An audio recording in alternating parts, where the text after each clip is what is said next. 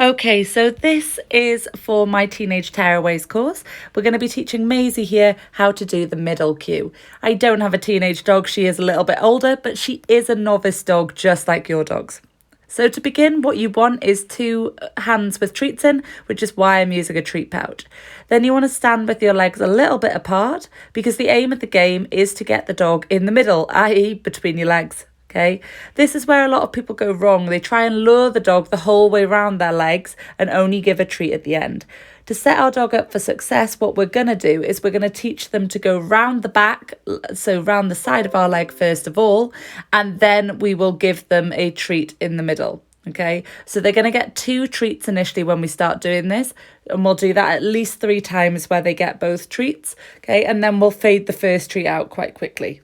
Okay, so we're going to bring Maisie round to the front and then we're going to start the training. So I'm going to give her the treat to drive her round the side, so lure her round the back and reward. And then when she comes through the middle of my legs, I'm going to reward her again. So she got a treat to the side and a treat to the middle. And that treat in the middle is what we call rewarding in place. And that really helps the dog to build up the association with the behaviour and what we want them to do. So we're going to have another go. Round the back, reward, and through the middle, reward.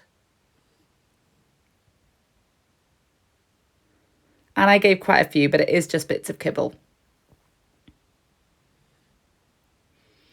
Okay, so when we've done that a couple of times, we would start fading out our food lure. And that is so the dogs don't become over-reliant on food. So I would recommend doing 3 where you give treats at the back of your legs and in the middle, and then fade out the one at the back. So what we're going to do now is only have treats in the hand that is in front of you, i.e. the one you're going to reward your dog with when they come through the middle. So this time all I'm going to do is point round the side of my leg, so Maisie follows the point.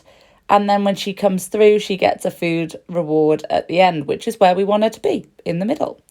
And again, we're going to do that 3 times. Okay, so this time again, I'm just going to guide around the back of my leg with my hand and then through the middle with the treat and reward and a bit of a fuss.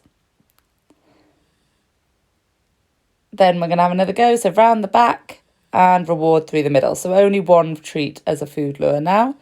Okay, now that she's got good at that, what I want to do is try and actually do this with my hands empty and only reward from the treat pouch at the end. So you point with your finger, so it's like a little target for her to follow, and then bring her through, and then I reach in, okay, when she's still in the middle. So we're starting to build up the fact she has to perform this behaviour without actually following a piece of food, okay, which is really important, and it can be where we go wrong. We forget to fade that food lure out early on.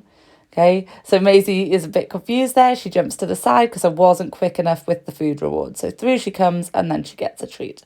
Round the back and then reward with a bit of food. Very good.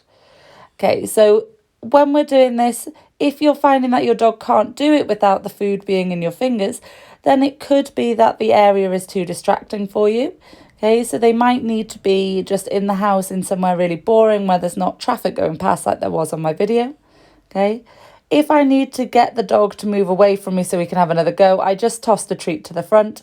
Okay, that encourages her to move out and get it and gives me a chance to have another go. I call it resetting.